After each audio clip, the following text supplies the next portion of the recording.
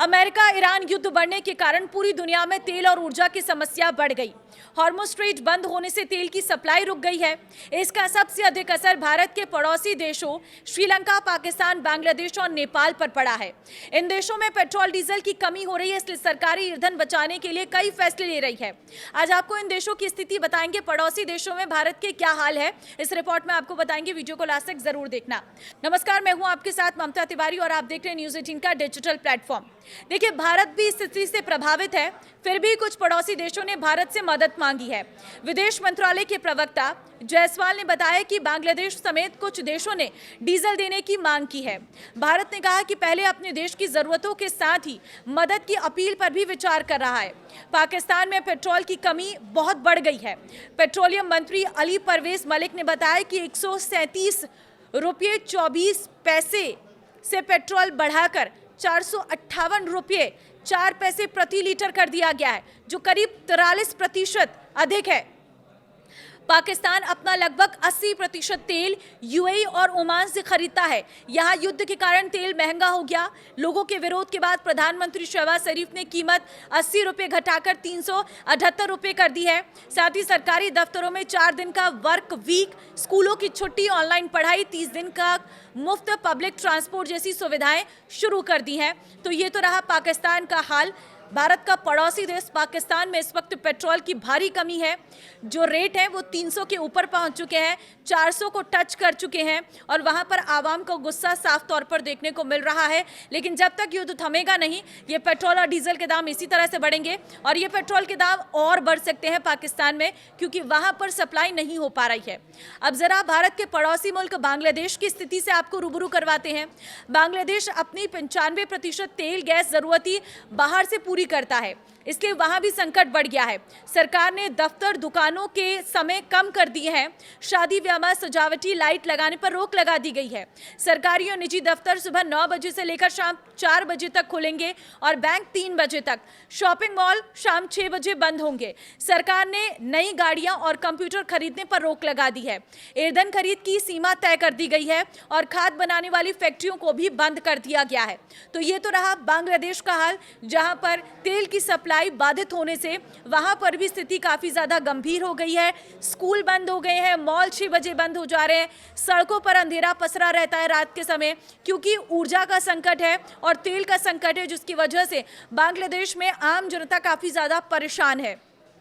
अब जरा श्रीलंका की स्थिति से भी आपको रूबरू करवाते हैं।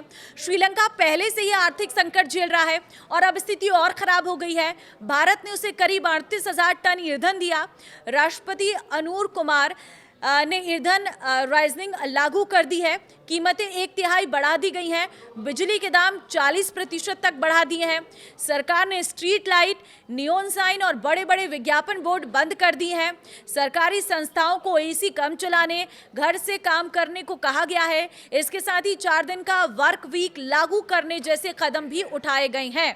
तो ये तो रहा श्रीलंका का हाल। यहाँ पर भी स्ट्रीट लाइटें बंद कर दी गई हैं। 40% तक दाम बढ़ चुके हैं। वहाँ पर भी ईंधन की कमी है और ऊर्जा की कमी है, जिसकी वजह से बिजली के दाम 40% तक बढ़ चुके हैं और बड़े बड़े विज्ञापन बोर्ड बंद हो गए हैं। सरकारी संस्थाओं को एसी कम चलाने, घर से काम करने की सलाह दी जा रही है। जो ज़रूरी है वही कदम उठाए जाने की अपील सरकार की ओर से की गई है। अब नेपाल, क्योंकि भारत का ये भी पड़ोसी देश है, तो वहाँ पर क्या स्थिति है वो भी जान लीजिए। नेपाल ने भी ऊर्जा बचाने के लिए 6 दिन की जगह 5 दिन का वर्क वीक कर दिया गया है।